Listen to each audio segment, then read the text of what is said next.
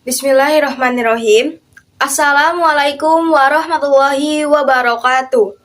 Alhamdulillah, pada kesempatan kali ini mengucapkan terima kasih kepada dosen pengampu mata kuliah perkembangan peserta didik di sekolah dasar Ibu Dr. Ani Nuraini MPD yang telah memberikan kami kesempatan untuk mendiskusikan materi yang akan kami bawakan pada hari ini. Materi yang akan kami bawakan pada hari ini mengenai aspek perkembangan peserta didik di SD, yaitu aspek agama. Sebelumnya, izin memperkenalkan terlebih dahulu anggota dari kelompok 8. Ada saya sendiri sebagai moderator, Iis Inar dengan NIM 2108706. Ada juga Azmi Hopipah dengan NIM 2108718. Ada Delia Disapadilah dengan NIM 2108264. Dan yang terakhir ada Rika Hayani Putri dengan NIM 2108276. Baik, pematerian pertama saya serahkan kepada saya sendiri. Psikologi agama pada peserta didik di sekolah dasar. Psikologi berasal dari bahasa Yunani, yaitu psike yang berarti jiwa dan logos berarti ilmu. Secara etimologi, psikologi adalah ilmu yang mempelajari jiwa. Sekarang kita berkaca pada agama.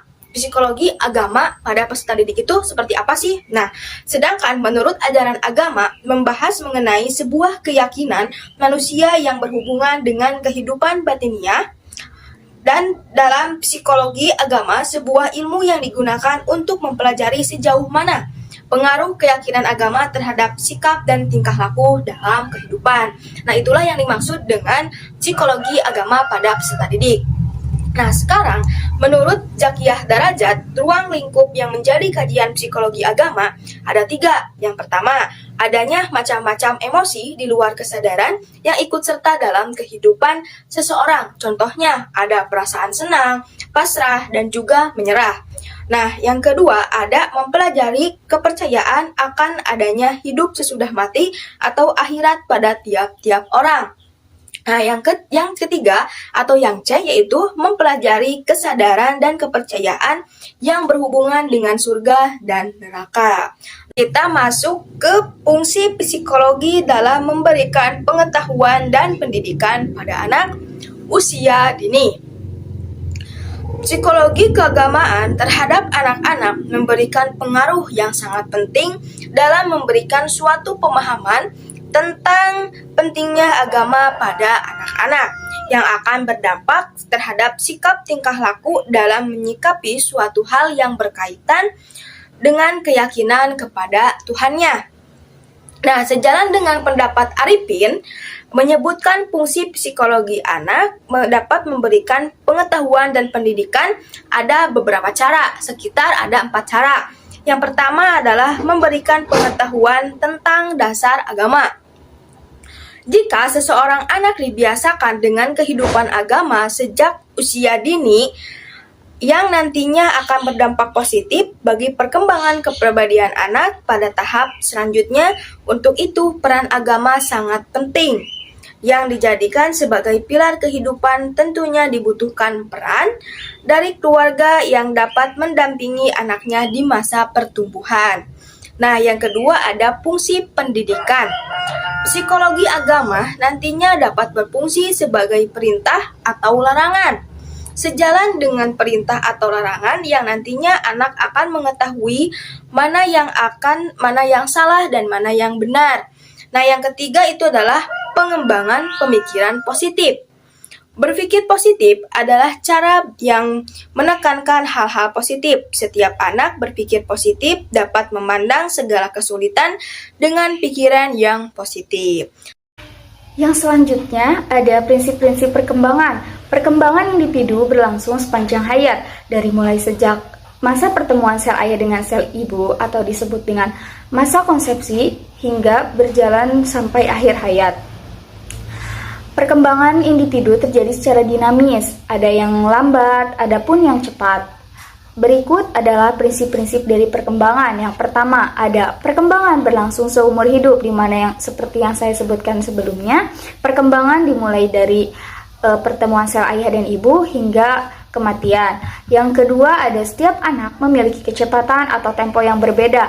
Ada yang lebih lambat, dan ada juga yang perkembangannya sangat pesat. Tentunya dengan kualitas yang berbeda juga. Yang ketiga, perkembangan relatif beraturan, mengikuti pola-pola seperti misalkan bayi dari mulai bisa duduk, merangkak, berjalan, berbicara, dan lain sebagainya. Yang kelima, perkembangan berlangsung dari kemampuan yang bersifat umum ke kemampuan yang bersifat khusus. Misalkan awalnya anak hanya bisa memegang pensil. Lalu ia lama-kelamaan atau karena banyaknya dilatih, ia lalu bisa menulis. Itu yang disebut dengan perkembangan dari sifat umum ke Secara normal, perkembangan individu mengikuti seluruh fase. Namun ada beberapa fase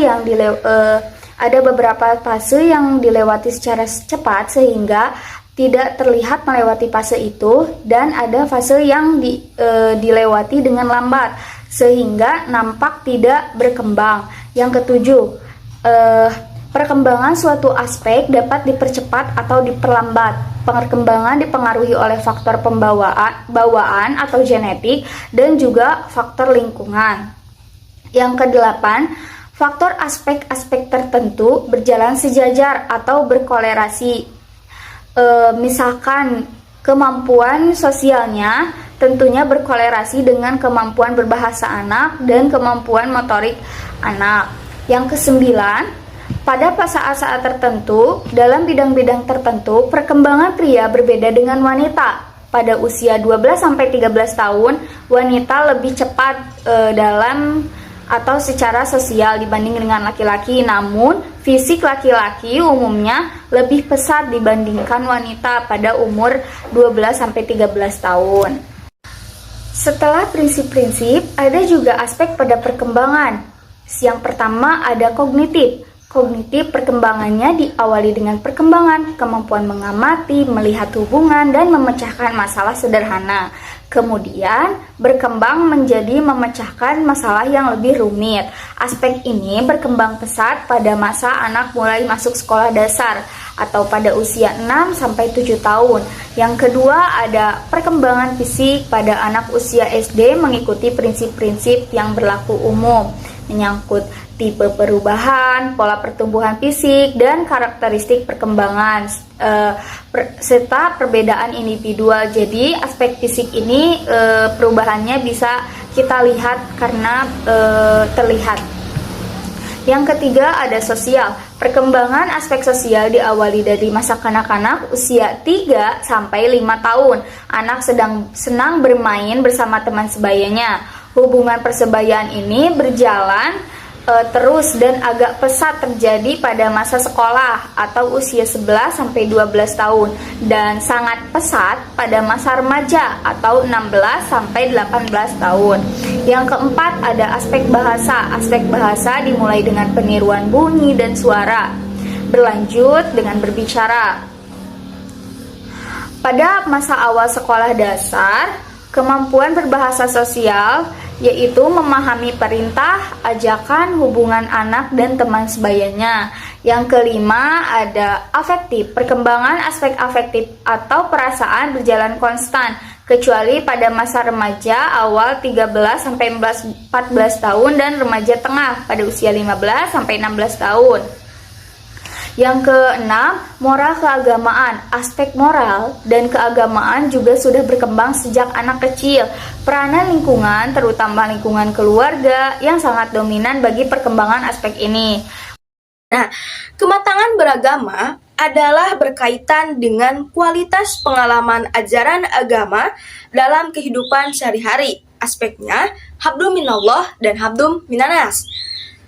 Kematangan beragama dimaknai dengan berpegang teguh pada ajaran agama yang diyakininya. Nah, kematangan beragama pada anak ditandai dengan satu, memiliki kesadaran bahwa setiap perilakunya selalu berada dalam pengawasan Allah. Yang kedua, melaksanakan ibadah ritual dengan ikhlas dan mampu mengambil hikmah dari ibadah. Yang ketiga, memiliki penerimaan dan pemahaman secara positif terhadap irama kehidupan yang ditetapkan Allah. Yang keempat, bersyukur pada saat mendapatkan anugerah baik dengan ucapan maupun dengan perbuatan. Yang kelima, adanya bersabar pada saat mendapatkan musibah. Nah, menurut pendapat Alford 1953 menyebutkan karakteristik orang yang telah matang agamanya memiliki 6 ciri. Yang pertama, diferensi yang baik. Yang kedua, motivasi kehidupan beragama yang dinamis. Yang ketiga, pelaksanaan ajaran agama secara konsisten dan produktif. Yang keempat, pandangan hidup yang komprehensif. Yang kelima, pandangan hidupnya integral. Dan yang keenam, semangat pencarian dan pengabdian kepada Tuhan. Baik, saya akan menjelaskan mengenai fase perkembangan keagamaan anak. Seperti yang terlihat pada layar bahwa fase perkembangan keagamaan anak terbagi menjadi 3. Yang pertama yaitu ada the fairy tale stage, yang kedua ada the realistic stage, dan yang ketiga ada the individual stage. Kita akan bahas satu persatu, dimulai dari yang pertama yaitu the fairy tale stage atau juga disebut sebagai tingkatan dongeng. Fase ini terjadi pada saat anak berusia 3-6 tahun. Sesuai dengan namanya, yaitu tingkatan dongeng. Pada fase ini banyak dipengaruhi oleh konsep fantasi anak. Seperti yang kita ketahui, anak suka menonton kartun-kartun maupun mendengarkan cerita-cerita fantasi. Nah, jadi pada fase ini anak tak jarang memandikan konsep Tuhan itu sebanding dengan tokoh superhero yang mereka kenal seperti Batman, Spider-Man, Power Rangers, dan lain-lain. Nah, lalu yang kedua yaitu the realistic stage atau tingkatan kenyataan.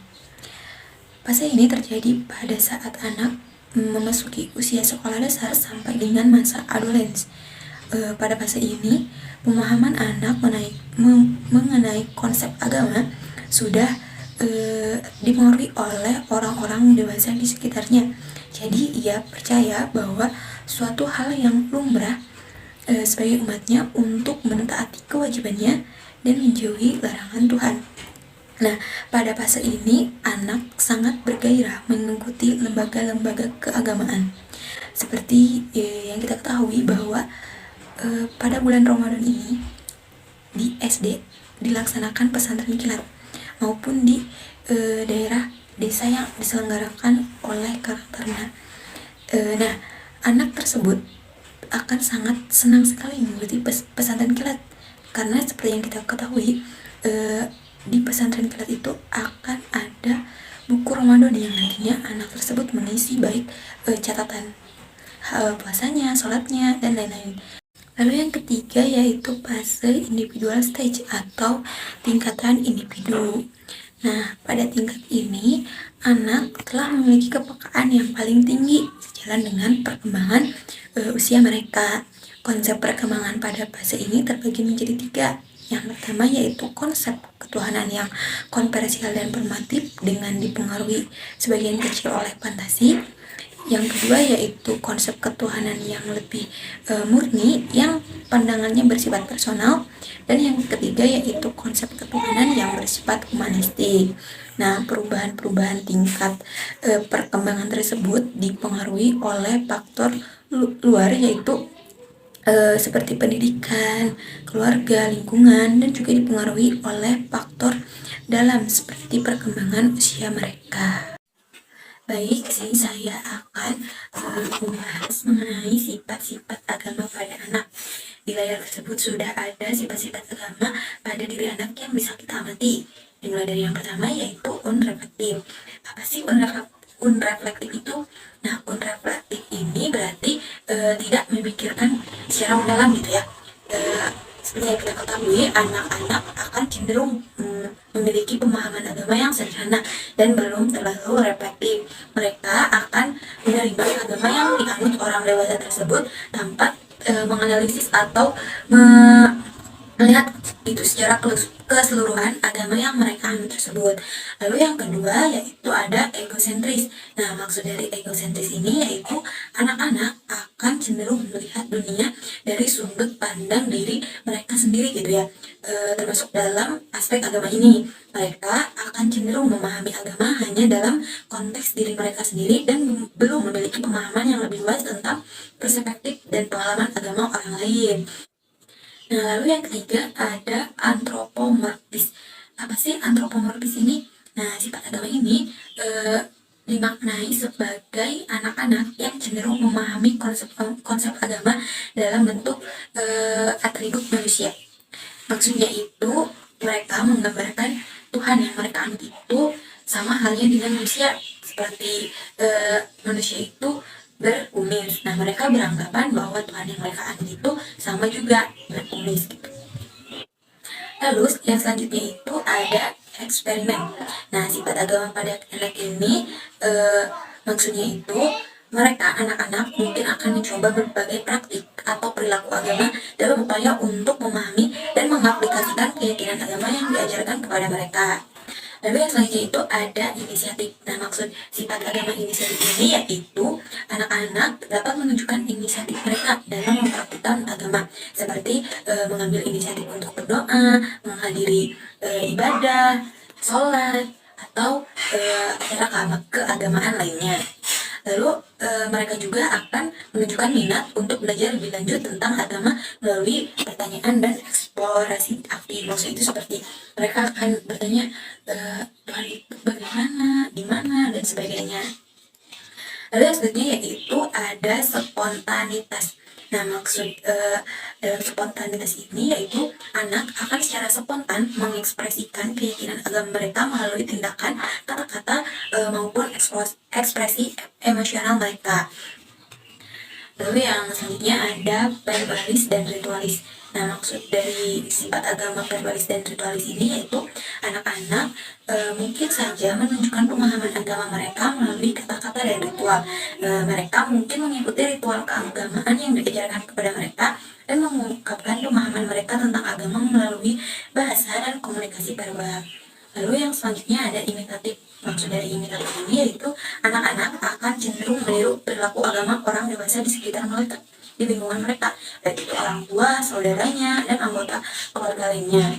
Nah, jadi misal di dalam keluarga si anak tersebut, ayah dan ibunya itu rajin beribadah gitu. Nah, anak-anak akan cenderung menirunya karena ia melihat orang dewasa di sekitarnya, jadi dia menirukannya.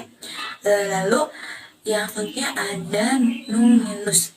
Maksud dari numinus ini yaitu anak-anak akan mengalami perasaan spiritual atau mungkin pengalaman religius yang kuat dan mengesankan, meskipun mungkin belum dapat sepenuhnya mengartikulasikan atau memahami pengalaman tersebut. Baik, kita next ke pemaparan selanjutnya, yaitu mengenai faktor-faktor yang mempengaruhi perkembangan agama pada anak. Nah, untuk faktor-faktor itu sendiri terbagi menjadi dua bagian, yaitu ada faktor internal dan faktor eksternal. Untuk faktor internal itu sendiri bersangkutan dengan pengalaman pribadi, kemudian dengan pengaruh emosi. Nah, untuk faktor eksternal yaitu ada lingkungan keluarga, lingkungan masyarakat, dan lingkungan sekolah. Nah, untuk faktor internal yang pertama itu ada pengalaman pribadi. Nah, pengalaman pribadi ini adalah pengalaman yang dilalui sejak ia saat lahir oleh dirinya sendiri dan oleh pribadinya sendiri gitu. Nah, pengalaman pribadi ini juga termasuk ke dalam pengalaman beragama. Nah, maka dalam pembentukan sikap dan pengalaman beragama ini seharusnya ditanamkan sejak dini mungkin. Dan untuk yang kedua yaitu ada mengenai pengaruh emosi. Nah, emosi ini adalah suatu keadaan yang mempengaruhi dan menyertai kesesuaian di dalam diri. Nah, secara umum, keadaan adalah gerak mental fisik bagi individu dan dapat dilihat dari melalui tingkah laku dari luar. Nah, emosi mempunyai pengaruh besar pembentukan perilaku seseorang. Dari sumber yang saya baca, mengatakan bahwa sesungguhnya emosi memegang peranan penting gitu ya dalam pembentukan sikap dan tindak agama. Tidak ada satu sikap yang tidak karena tanpa melibatkan emosi. Dilanjut kepada faktor eksternal yang pertama, yaitu ada faktor dari keluarga. Nah, keluarga ini merupakan lingkungan sosial yang pertama dikenal oleh anak gitu. Nah, pengaruh kedua orang tua ini tentunya sangat kuat untuk anak itu sendiri. Nah, selain itu juga anggota keluarga yang lainnya juga harus ikut serta dalam perkembangan agama pada anak gitu. Karena akan menirukan kebiasaan yang dilihat dari lingkungan keluarga itu sendiri. Nah, jika keluarga itu sendiri melakukan hal yang baik, maka anak akan mengikuti hal yang baik. Nah, jika sebaliknya, jika keluarga atau anggota keluarga itu sendiri melakukan hal yang buruk, maka otomatis anak itu akan cenderung mengikuti hal buruk tersebut. Nah, untuk yang kedua yaitu ada sekolah. Nah, sekolah ini merupakan faktor lingkungan pembelajaran yang diatur oleh kurikulum. Nah, di sekolah anak diajarkan pengetahuan yang bertingkat secara terus-menerus. Nah, di sekolah juga anak diajarkan mengenai Al-Quran, hadis, dan serta agama-agama lainnya melalui materi pengajaran, sikap, dan keteladanan guru, serta pergaulan antar teman yang lainnya. Kebiasaan-kebiasaan yang baik itu merupakan bagian dari pembentukan moral yang erat kaitannya dengan perkembangan keagamaan itu sendiri. Dan lalu yang terakhir mengenai lingkungan masyarakat. Nah, untuk lingkungan masyarakat ini tidak kalah penting gitu ya dalam pembentukan kepribadian anak itu sendiri. Nah, karena dalam masyarakat berkembang berbagai organisasi seperti organisasi sosial, organisasi kebudayaan, ekonomi, agama, dan lain-lain. Nah, untuk perkembangan lingkungan masyarakat juga mempengaruhi arah perkembangan hidup anak gitu, khususnya yang menyangkut sikap dan perilaku sosial. Nah, corak perilaku anak atau remaja merupakan jaminan dari perilaku lingkungan masyarakat. Nah, oleh karena itu, kualitas anak sangat dipengaruhi dengan kualitas lingkungan masyarakatnya itu sendiri. Sekian pembahasan dari kelompok 8. Mohon maaf bila ada salah-salah kata. Wassalamualaikum warahmatullahi wabarakatuh.